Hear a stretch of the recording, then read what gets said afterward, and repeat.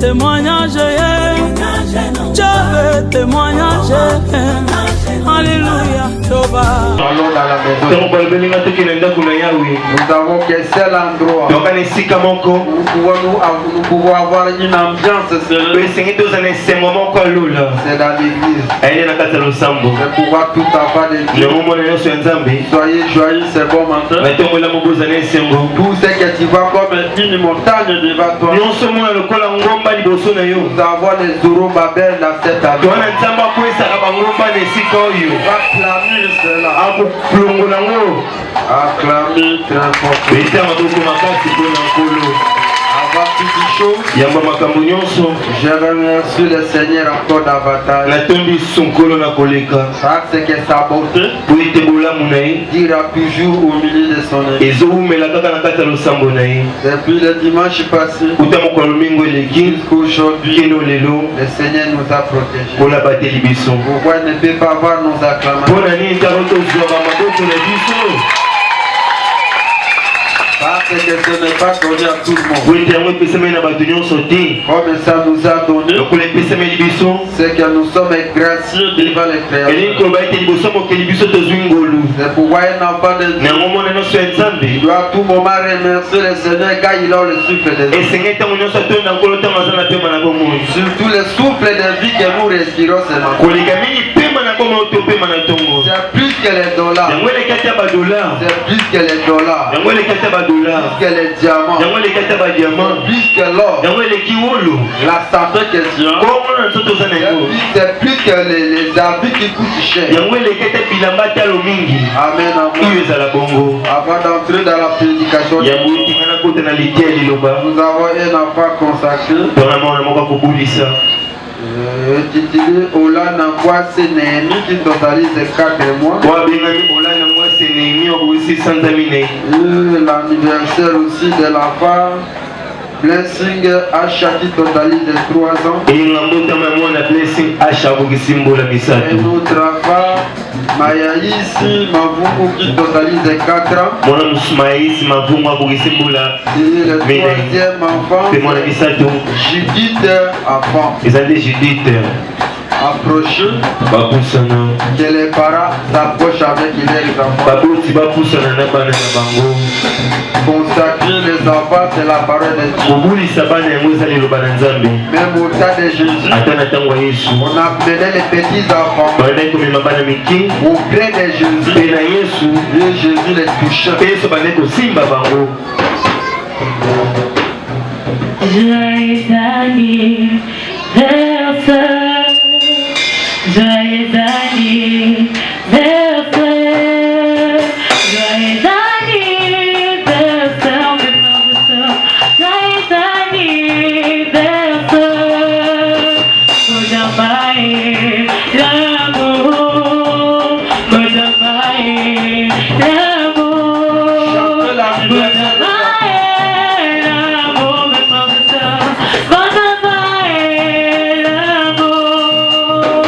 Happy birthday to you.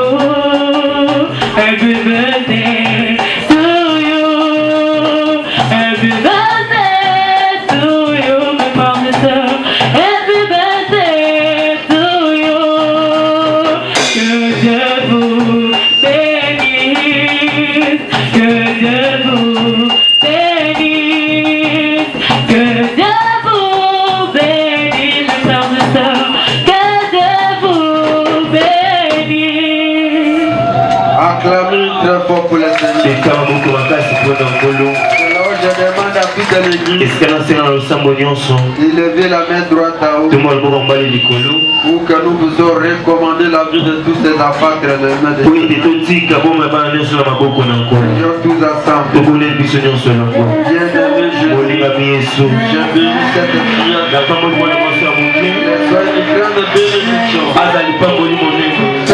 Encore une fois, contact est un bébé. Acte de Dieu précieux.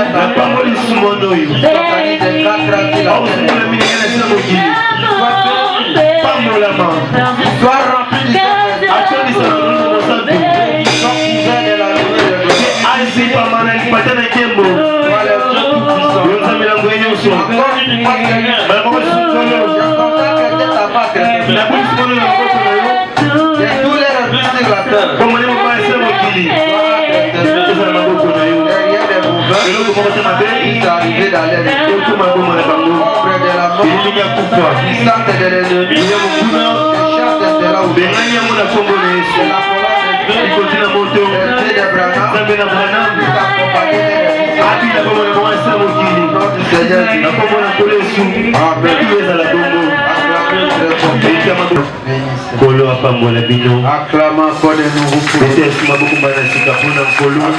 pour le roi des rois. Mérite les acclamations. Mérite la gloire. Amen, amen. Abaissez maintenant l'option. C'est le temps où chacun doit prendre la place pour écouter la parole de Dieu. Je veux vous parler quelque chose. Vous qui êtes le peuple de Dieu. Même si nous pouvons être nombreux dans l'église, je ne dis pas seulement à tout le monde. Je vais parler uniquement aux enfants de Dieu. Je vais parler, si un fils de Dieu, je vais te parler ce matin. Si y a une fille du Dieu vivant, c'est à toi que je vais m'adresser ce bon matin. Que nous sommes les enfants de Dieu. Il nous a fait échouer au temps d'histoire. Nous sommes le peuple le plus privilégié sur la terre. Amen, amen. Nous avons une très grande valeur plus que les gens qui vivaient au temps de Moïse. Amen, amen. Je dis bien. Et pendant que nous vivons ce matin, nous vivons dans le temps qui est plus que les gens qui vivaient au temps de Moïse. Amen, amen. Nous vivons maintenant temps, amen, amen, merveilleux, plus que les gens qui vivaient ensemble avec le Seigneur. Ah, pasteur, c'est vrai. Oui, je te dis, au moment où nous vivons, au temps d'histoire, le privilège que nous avons reçu, c'est plus que Pierre, c'est plus que Moïse. Je vais vous le prouver par la parole. Amen, amen. Acclamez très fort pour le Seigneur. Il faut que les gens sachent. Là nous venons à l'église, on ne vient pas pour jouer. Nous ne venons pas pour faire quoi que ce soit. Nous venons puisque le Seigneur nous a beaucoup aimés. Pour nous amener ce message au tas du soir. Avant que je puisse lire la parole de Dieu, moi je vous dis, le jour où nous vivons dans les jours bien plus mieux. Plus mieux que le temps de Moïse. C'est les gens qui étaient avec Moïse. Et nous vivons au temps très bien. Amen, amen. Nous vivons dans cet temps meilleur. Plus que Pierre qui marchait ensemble avec Jésus. Amen, amen. Ah, pasteur, il doit être plus que Jésus. Amen, amen. De Pierre a couché à manger avec Jésus. Écoutez-moi bien. Nous sommes les prédicateurs et les croyants de la Bible. Au temps de Moïse, le peuple d'Israël en Égypte, ils étaient au nombre de 2 millions. que Dieu a envoyé Moïse pour les faire monter hors de l'Égypte. Et Moïse est arrivé, il est descendu en Égypte avec des grands miracles.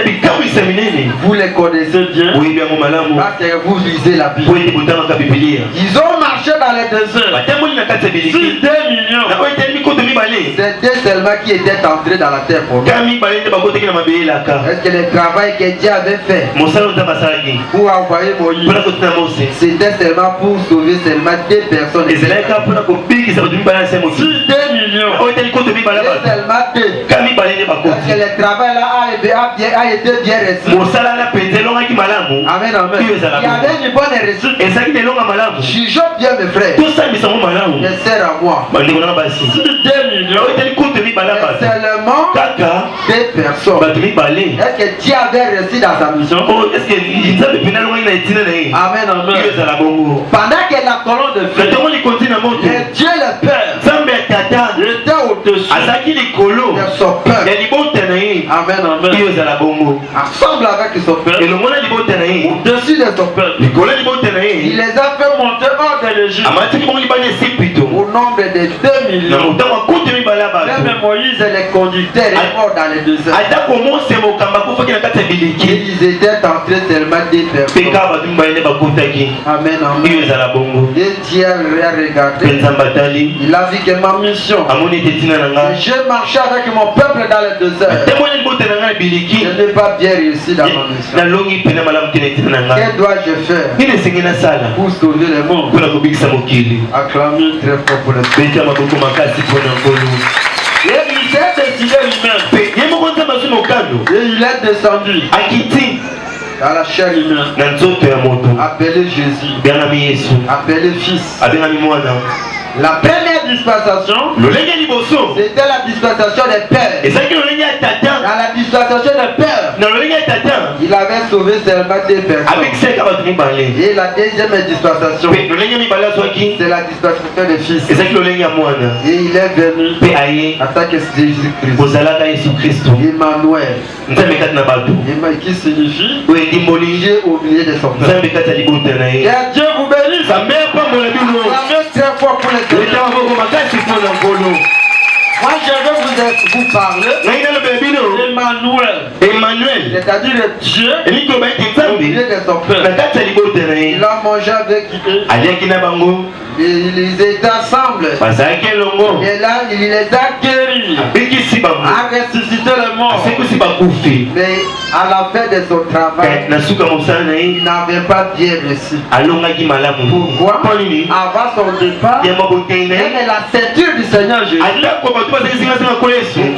C'est-à-dire des incrédules. Comme Pierre, c'est un grand couloir dans le Nouveau Testament. Amen, amen. Apprenant la machette, il a coupé l'oreille des policiers.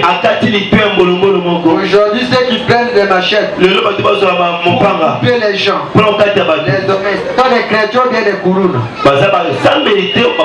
Amen, amen. Bato bato kata mikolo bato bandeli. Baza ba chrétien bien ba couroune. Les pierres azalaki nani. Couroune. Il paye à Jésus. Couroune. Est-ce que mission a Yesu bongo la qui est? Avancez. Soyons clairs. Tous à la colline. Acclamez très fort. Acclamez pour le roi des rois. Jésus a prêché. En tant qu'Emmanuel, il ne pouvait pas les sauver. Il les changeait.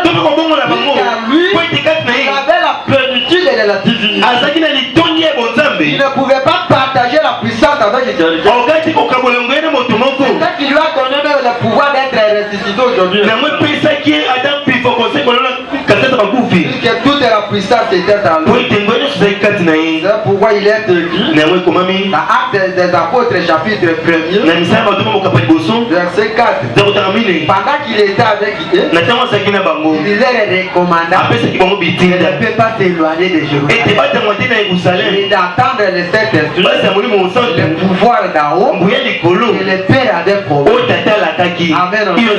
Et il est allé aussi. Et 10e 17e jour, il a envoyé la puissance du 17e. Amen, amen. Qui change les gens aujourd'hui. Et quand ils ont reçu les 7e, qui était coulou, il ne pouvait plus faire quelque chose de mal. Pourquoi? Il avait reçu le baptême du 17e. Pourtant de Moïse, il n'avait pas le baptême du 17e. Quand Jésus était sur la terre, il n'avait pas le baptême du 17e. Après son départ, le 7e était de et nous vivons au temps du 7e. C'est pourquoi Jésus lui-même avait dit, il peut parler à mal du peur, la colonne de feu, il peut être pardonné, il peut parler à mal d'un fils, il peut être pardonné. Et une fois que vous blasphemez contre les autres, ni dans ta soeur, ni dans les cercles, vous ne serez jamais pardonné. C'est que nous qui vivons maintenant, dans l'état cristal, amen, amen, nous vivons maintenant dans le moment merveilleux que les gens de Moïse ne pouvaient pas vivre, que les gens de Jésus ne pouvaient pas vivre. Et nous vivons maintenant dans précieux que Dieu nous a envoyé son prophète du temps de l'Ancien avec une Malachie pour ramener les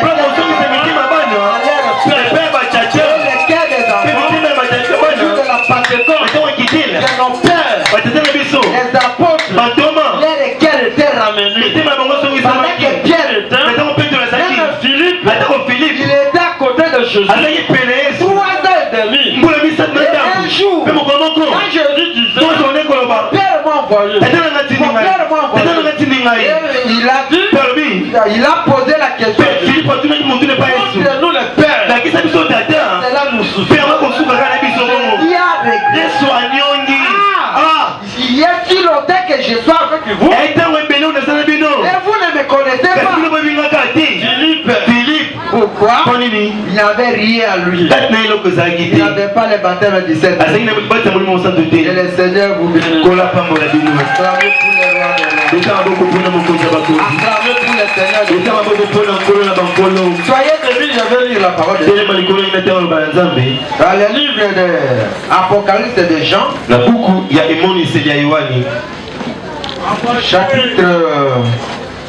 chapitre 22, verset 13.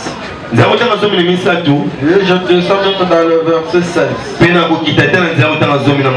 suis l'alpha et l'oméga, les premiers et les derniers, les commencements et la fin. Il reste qu'il avait l'air errant, afin d'avoir un droit à l'arbre de vie. Il est entré dans les portes de la vie. D'ailleurs les chiens, les acheteurs et les impunis,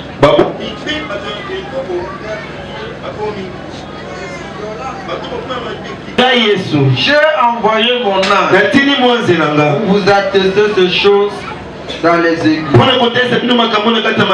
Je suis le rejeton et la postérité de David, l'étoile brillante du matin.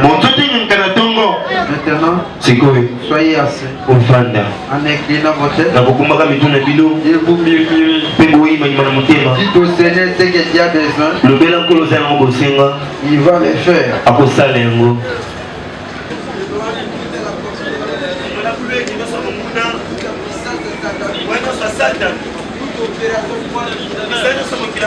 Je chasse cela dans le vie. Guéris les malades. Console les affligés. Éloigne tout ce qui est de l'ennemi. De la nuée de gloire. Les dieux d'Abraham. Agis quelque chose. C'est le gomoko. Ça sera pour la grâce. Il nous a envoyé ce message. Avancez!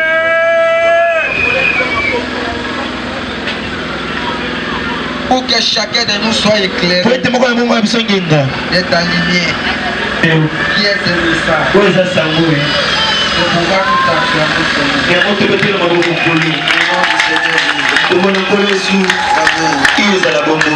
Maintenant, c'est le temps où nous voulons écouter la parole de Dieu. Là où je viens d'aller, la Bible déclare Jésus le premier et le dernier. C'est là où je vais parler. À l'église de Dieu, comme il est le premier, et il est le dernier. Il est le commencement. Il est la fin. Et ce matin, je vais parler sur les commencements. Ils ont mal commencé. Plusieurs années. Déjà commencé mal. Et à pouvoir cette année, par la grâce divine, je vais demander au Seigneur, lui les commencements, il puisse commencer avec toi cette année. Il est le commencement. Même dans les fiançailles, il y a beaucoup de gens qui ont échoué. Ils n'ont pas commencé avec le commencement. Ils se sont commencés eux-mêmes. Après avoir Satan, après avoir fait tout ce qu'ils pouvaient faire, à ce moment-là, ils sont venus adressé à son pasteur. Ou à ce moment-là, il commence à prier. Oh, quel est le commencement? Avant de faire toutes choses, il faut commencer avec lui. Beaucoup de gens ont échoué dans leur commerce. Pourquoi? Ils ont commencé avec leur connaissance. Au lieu de commencer avec les commencements, qui est le Seigneur Jésus, avec qu'il puisse aller avec toi jusqu'à la fin. Il est le commencement et il est la fin. S'il y a eu des échecs, qui avait commencé seul et qui avait cherché pour terminer avec lui. Comme il n'avait pas commencé avec lui, il ne terminera jamais avec lui. Est-ce que vous m'écoutez? Il est le commencement. S'il n'a pas commencé avec toi, il ne finira jamais avec toi. Et regardez mon frère, mon bien-aimé dans l'esprit, mon bien-aimé soeur, regardez ce que je veux parler. Il y a beaucoup de gens qui ont effectué même des voyages. Ils n'ont pas commencé avec celui qui protège les gens dans les voyages. C'est seulement quand il a rencontré le problème dans son voyage, il commence à prier.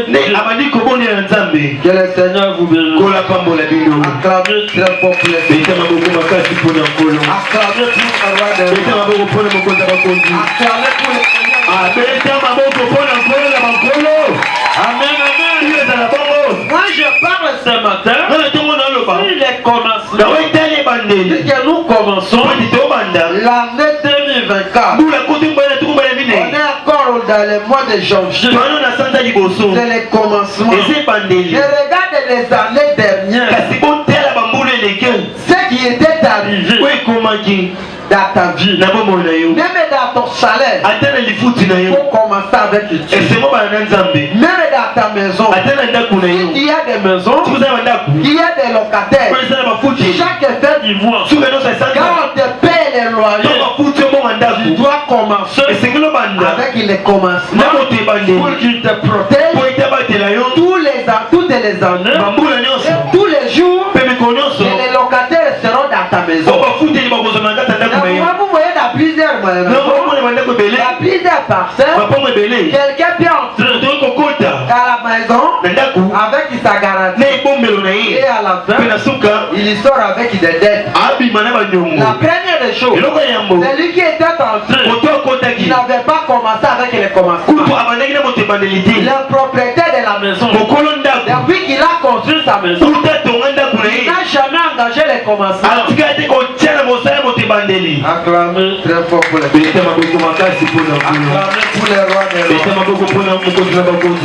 beaucoup de gens ont bien travaillé. Ils avaient des fonctions. Ils avaient des endroits où ils travaillaient avec un bon salaire.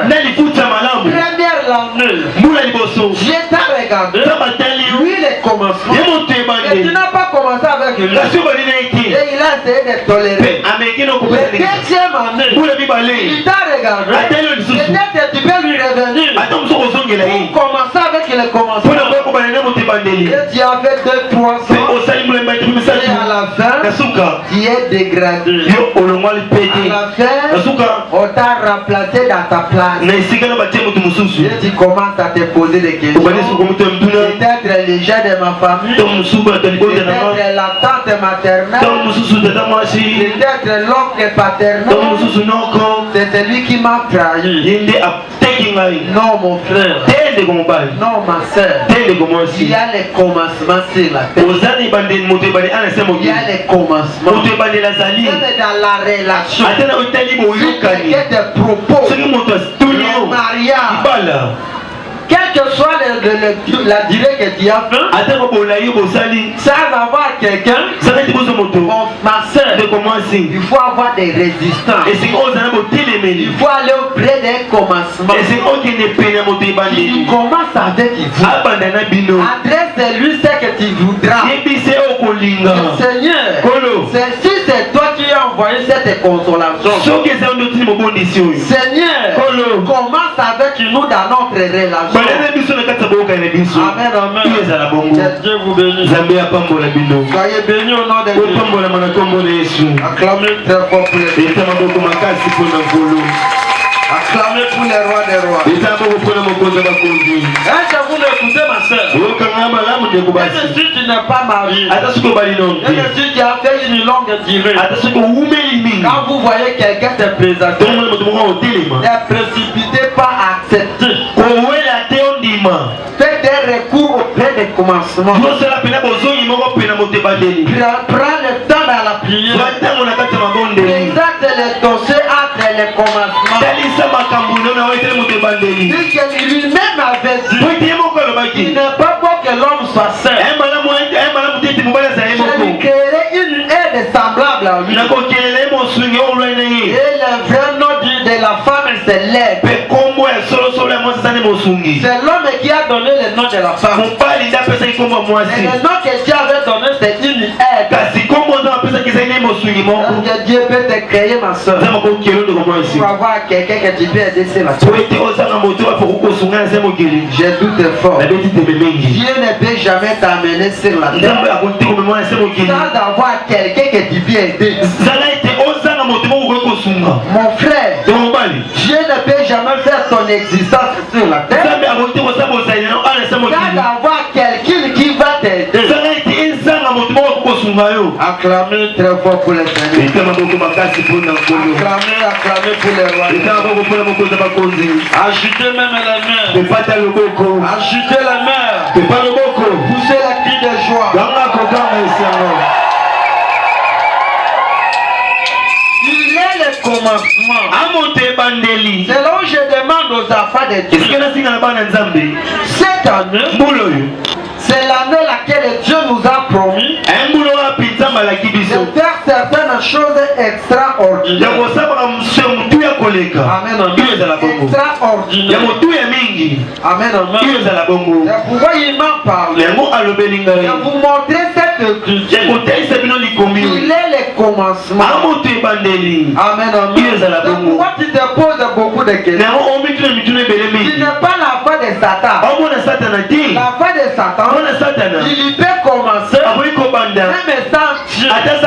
Il peut aller de l'avant. Et quand la Bible nous dit, dans Psaume, chapitre 7, n'ayez pas de la jalousie, de convoitise envers les méchants. Amen, amen. Amen, amen. Un enfant de Dieu, même s'il va prospérer, il est comme les chaumes qui est sèche, on va brûler et ça va disparaître. Amen, amen. Mais un enfant de Dieu, s'il ne commence pas avec le commencement, il fera même 40 ans sans se marier. Si elle est une sœur, pendant qu'elle n'a pas encore commencé avec le commencement, elle va toujours raconter des vrais aventuriers. Amen, amen. Que le Seigneur vous bénisse. Soyez bénis au nom de Jésus. Acclamez très fort pour le Seigneur.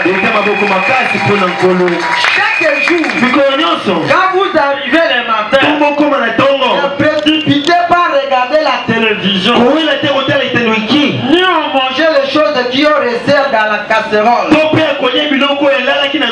La première des choses, présentez-vous devant le commencement de la journée. C'est le Seigneur Jésus. Nous te remercions, Seigneur. Nous sommes ce bon matin. Comme nous sommes arrivés le matin, protège-nous toute la journée. C'est dans ce moment-là qu'il va arriver avec toi jusqu'au soir. Il est le commencement. Que le Seigneur vous bénisse. Quand vous arrivez le lundi comme demain, rassemblez toute la famille et faites une prière en famille et adressez-vous au Créateur. Au commencement. C'est toi le commencement. Nous voulons commencer avec toi cette semaine. Et que si vous commencez avec lui, la semaine sera une semaine heureuse pour cette femme. Il y a des souffrances, il y a des disettes, les acteurs affamés, les parents ne prennent pas le temps pour rassembler toute la famille et recommander la famille au début de la semaine entre les mains du commencement. Amen, amen. C'est pourquoi quand vous arrivez le mercredi, le jeudi, et les choses ne marchent pas. Pourquoi cette semaine est censée ne pas te comprendre? Parce que le commencement a été écarté du chemin. Amen, amen. Et quand vous arrivez au début du mois, pour que vous puissiez arriver bien à la fin du mois, il faut faire encore une prière. Toute la famille. Même si ta femme ne prie pas avec toi, ton mari, il est censé prendre sa place. Et vous priez au début de ce mois. Je viens à toi le commencement. Commence avec moi. Et je sais que tu termineras avec lui. Et quand vous commencez avec lui, et je vous dis ça, l'année c'était un voyage. Comme nous sommes au chantier, je ne sais pas si tu arriveras au décembre. Je ne sais pas si au 6e mois tu arriveras. Mais si nous commençons avec le commencement, il nous protégera dans le voyage. Nous voulons voir le critique qui a appuyé Jésus à parler qu'il est le commencement et la fin, qui est écrit dans l'Ancien Testament. Il y avait un groupe de gens, un peuple de Dieu qui pouvait effectuer un voyage. Et comme ils avaient reçu la révélation, il y a un commencement. Qu'est-ce que nous allons faire? Prenons le temps, les jeunes et le prière, pour appeler les commencements, afin qu'ils puissent marcher avec nous dans cette voyage. Il y a effectué plusieurs voyages. Ça a pris le temps d'appeler les commencements. Dans ton mariage, il y a pris cette belle femme puisqu'elle est belle et vous êtes dans la maison. C'est moi, elle était tourmente à tout moment. Pourquoi? Il n'avait pas pris le temps d'appeler les commencements. Acclamez très fort pour les rois. Acclamez pour les rois de rois. Même toi la sœur, quand un homme vient chercher ta main, amen, amen, il faut prendre le temps pour chercher les commencements. Amen, amen. Il commence avec toi, tu auras beaucoup de respect avec ton mari. La preuve qui montre que tu n'as pas commencé avec les commencements, c'est le signe de l'impolitesse. Tu n'as pas de respect avec ton chef. Amen, amen. Et le nombre de divorces qui s'augmente aujourd'hui, la base c'est du côté des seins.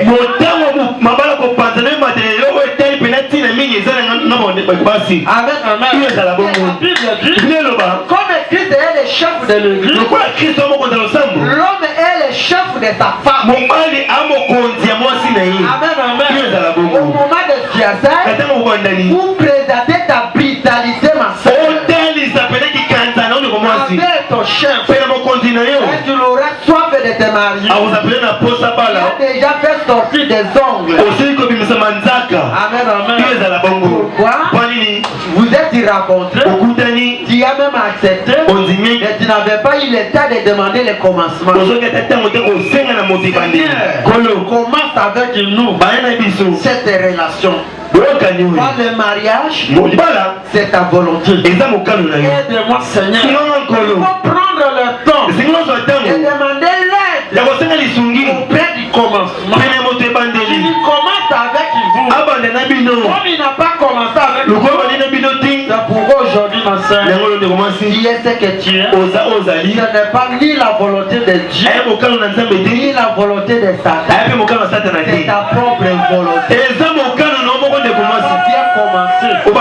Tu n'as pas appelé le commencement. Amen, amen. Je vais lire dans Esdras chapitre 8 verset 6 Esdras chapitre 8 verset 21. Je vais te le montrer dans l'Ancien Testament. Il y a un commencement sur la terre. Amen, amen. Je lis au nom du Seigneur Jésus. Là, près du fleuve d'Ahab, j'ai publié un jeûne d'humiliation devant notre Dieu. Afin d'implorer de lui un heureux voyage pour nous, pour nos enfants et pour tous ceux qui nous appartiennent.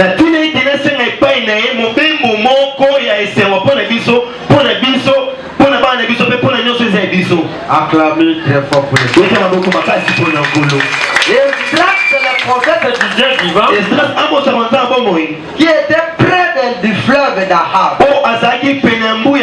C'est comme je suis ici à Kingabwa. Je suis près du fleuve Congo. Amen, amen. Et au début de cette année, c'est le temps. Amen, amen. Qu'est-ce que nous allons faire? Au début de cette année, nous qui sommes près du fleuve Congo, ce que j'aimerais faire, c'est de publier un jeûne d'humiliation devant notre Dieu. Amen, amen. La semaine prochaine, selon le programme de Dieu, il y aura un jeûne où je vais publier pour les enfants de Dieu, pour nous humilier devant les combats. Pourquoi Esdras devrait publier un jeûne d'humiliation devant Dieu afin d'implorer un heureux voyage? Acclamez très fort pour les Seigneurs. L'année c'était voyage. Le mois c'était voyage. C'est là que je de vous dire. Une fois que vous commencez au début de l'année, au début du mois, tu dois faire une prière pour implorer un heureux voyage dans la semaine, dans un mois ou bien dans une année. Amen, amen. L'année c'était voyage. Le mois c'était voyage. Amen, amen. Pourquoi commencer les premiers? Ils n'étaient pas arrivés les 15. Ils ont arrivé les 15. Vous ne pouvez pas arriver les 30. Et sachez bien qu'au début de cette année, nous avons déjà un voyage de 2024 vers 2025. C'est à nous maintenant d'implorer de lui un heureux voyage pour nous, pour nos enfants et pour tous ceux qui nous appartiennent. Amen, amen. La prière que nous voulons faire, c'est pour toi-même, pour tes enfants et pour tous ceux que tu as. Est-ce que vous m'écoutez bien? On peut acclamer pour les Seigneurs. Pourquoi avec les enfants? En 2023, les enfants étaient morts. Amen, amen. Les commencements n'avaient pas protégé jusqu'à la fin de l'année. Amen, amen. Donc cette année, nous demandons au Seigneur, nous implorons un heureux voyage. Si les années passé, il y a eu toujours des problèmes, chagrins, des regrets. Nous demandons au Seigneur pour les années passées, les années de maladie, les années de perte, les années d'humiliation. Est-ce que vous devez encore cette année soit toujours l'année de tourment? Vous voulez que cette année soit l'année de malheur? Nous implorons un heureux voyage. Cette année, si quelqu'un te propose, il ne sera pas un aventurier, il sera un homme sérieux. Vous proposez une femme, ça sera une femme sérieuse. Amen, amen. Il y a des années passées, beaucoup de sœurs, de frères ont raconté des sœurs escrocs, des sœurs voleuses, des sœurs qui n'ont pas de la sériosité. Il a fait tout, et qui avait reçu la déception. C'était un faux voyage. Pourquoi cette année, nous implorons un heureux voyage. Que le Seigneur vous bénisse. Soyez au nom de Jésus. Bénédiction au nom de Jésus. Reçois la bénédiction. Béni au nom de Jésus. Amen, amen. Cette année, dans ce voyage, nous implorons un heureux voyage pour tes enfants. Regardez les années passées, les enfants étaient que des maladies. Pour les enfants, il n'y a que des problèmes. Il n'y a que des justices. On a arrêté la vie. Aujourd'hui, l'enfant a fui la maison. Regarde ici, il y a ces choses. Et tu avais des chagrins. Cette année, nous implorons un heureux voyage pour toi, pour tes enfants, sous ce que tu as pas. Les années passées, il y avait même des moyens. Tu n'avais pas commencé. Avec le commandement, un escroc est venu t'escroquer. Un voleur est venu te voler. Pourquoi? Tu n'avais pas commencé avec le commandement. Que le Seigneur vous bénisse. Acclamez très fort pour les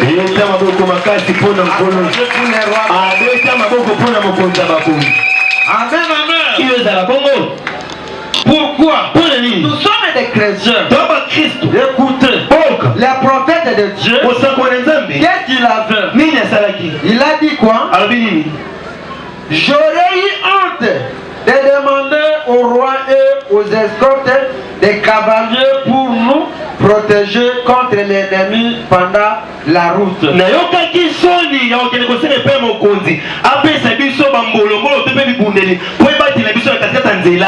amen. Les prophètes du Dieu avaient eu honte de demander l'aide humaine. Dans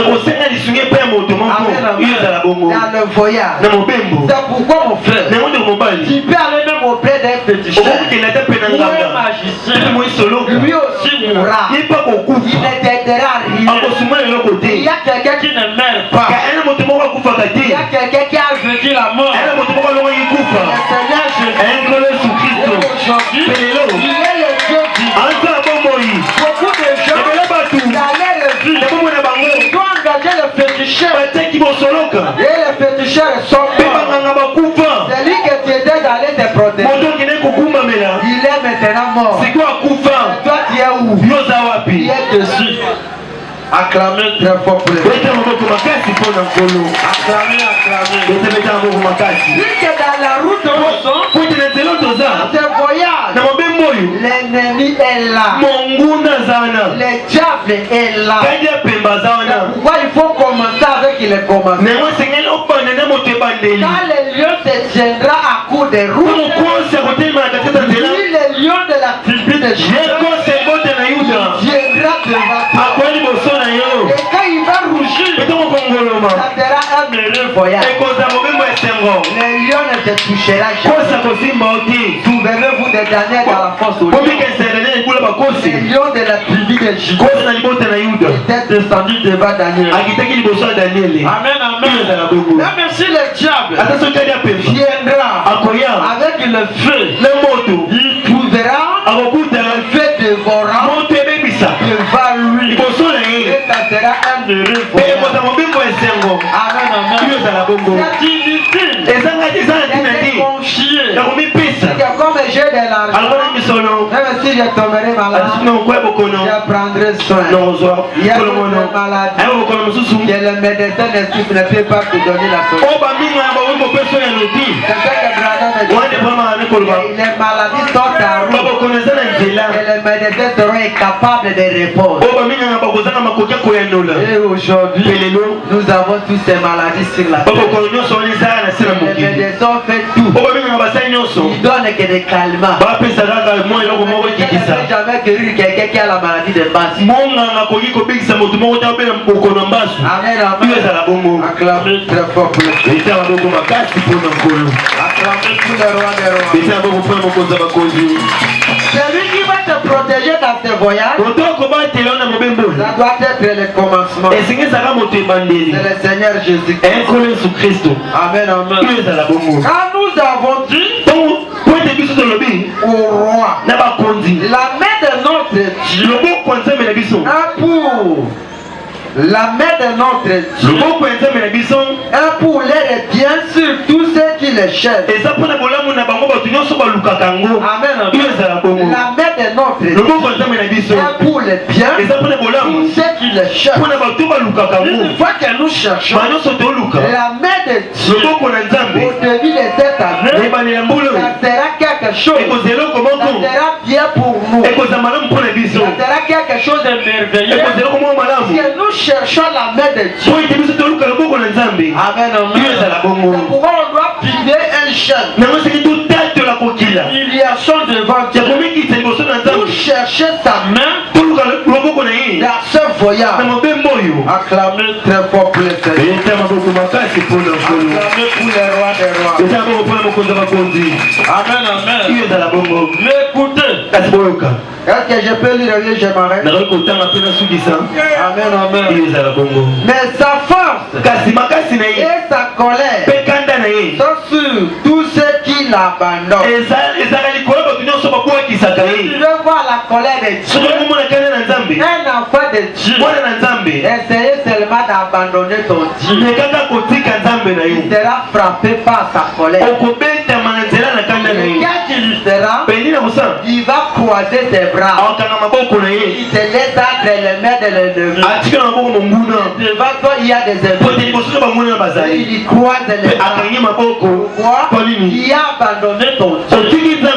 Amen, amen. Quel que soit le problème, quel que soit le dispute à la maison, ne prenez pas le risque de dire que non, je n'ai pas pris à l'église.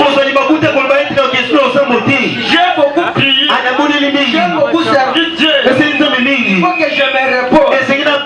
Il a déjà abandonné. Il faut s'attendre aux embûches.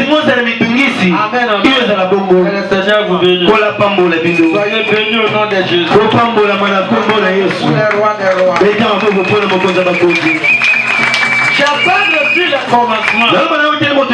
Et comme j'ai vu ici, si la main de Dieu pour ceux qui le cherchent, il y a des gens qui ne cherchent pas la main de Dieu.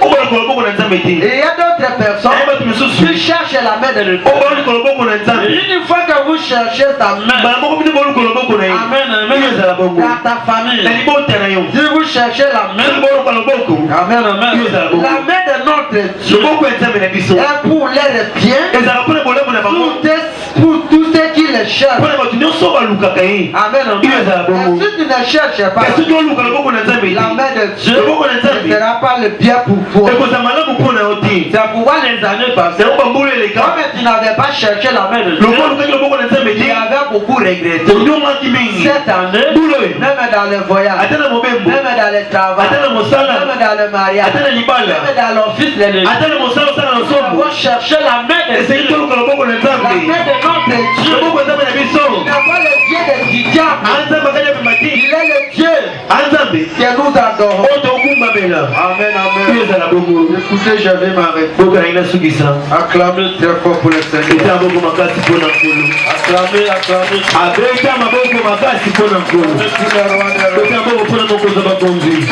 C'est encore de cela que nous gênons et que nous invoquons notre Dieu et il nous exauce.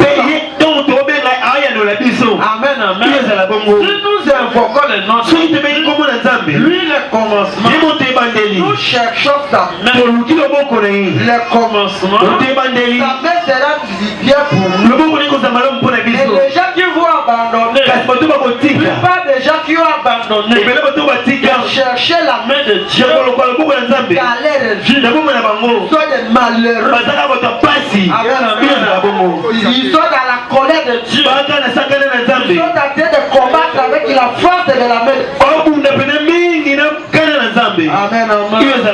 Écoutez ce qu'a dit Branham dans la brochure intitulée Les grands réveils imminents de l'épisode du Saint-Esprit. Paragraphe 38. Cette ville-ci, qui est devenue méchante comme les autres villes, un de ces jours, vous ne recevrez plus de miséricorde. Il vous faudra subir les jugements. Pendant que la main de Dieu agit avec miséricorde et que les portes sont ouvertes, réfugiez-vous-y et y soyez en sécurité par le Seigneur. Il y a un temps où pendant que la main de Dieu agit avec miséricorde et la main de Dieu sur la terre, elle n'est pas pour tout le monde. La main de Dieu a été toujours meilleure seulement pour les gens qui la cherchent. Pour ces gens-là, la main de Dieu est en train d'agir. Mais la Bible dit que Dieu est esprit. Il n'a ni chair, il n'a ni os. Il veut faire quelque chose, il veut toucher quelqu'un, il prendra la main de quelqu'un. Et il y a une main de la miséricorde, la main de Dieu qui agit avec miséricorde. C'est la main de son serviteur. Alléluia. Alléluia. Que Dieu vous bénisse.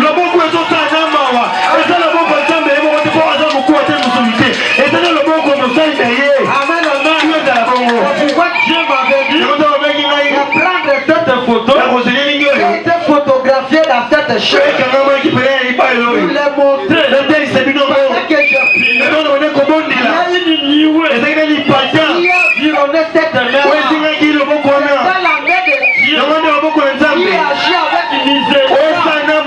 Si ça te touche, tu es malade, ça va introduire la guérison.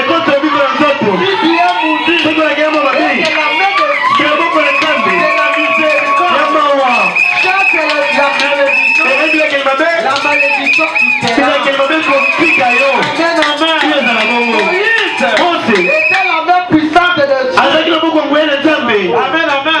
Et par la main puissante de Dieu, Israël, Dieu fait monter Israël hors de l'Égypte. Et même au temps où nous vivons, il est le Dieu de Hébreux 13. Il doit se photographier dans une main, la main de Dieu qui agit avec miséricorde. Dieu est esprit. Il veut se manifester. Il prendra la main de quelqu'un. Pourquoi cette main, ce n'est pas la mienne. C'est ce que veut que vous voyez. Pourquoi Dieu me disait cette main droite guérira beaucoup de malades. Au travers de cette main, beaucoup de malades seront guéris. La main de Dieu qui agit avec miséricorde. Dieu était un esprit. Il n'a ni os ni chair. Acclamez très fort. Acclamez. Pendant que la main de Dieu de la miséricorde agit, et que les portes sont encore ouvertes, il peut venir et tu entres dans la bénédiction. Il peut venir et tu entres dans la guérison. Il peut venir et tu entres dans la gloire. Pourquoi? Les portes sont encore ouvertes. Pendant que la main de Dieu agit avec miséricorde. Dieu vous bénisse. Acclamez 3 fois pour les rois. Acclamez pour les rois. Et la main de Dieu qui agit avec miséricorde n'agit pas pour tout le monde. Agit tellement pour les siens. Avec un enfant de Dieu, la main de Dieu, la miséricorde, et ça se devient vers toi. Et Dieu vous bénisse. Si vous êtes dehors, la main de Dieu qui agit avec miséricorde est au milieu de vous. Les portes sont d'accord. Et ce n'est pas pour tout le monde. Je vais vous le prouver. Dans la brochure intitulée Déranger du côté de Dieu, paragraphe 220. Est-ce que je peux lire la maison? Là, de la dernière même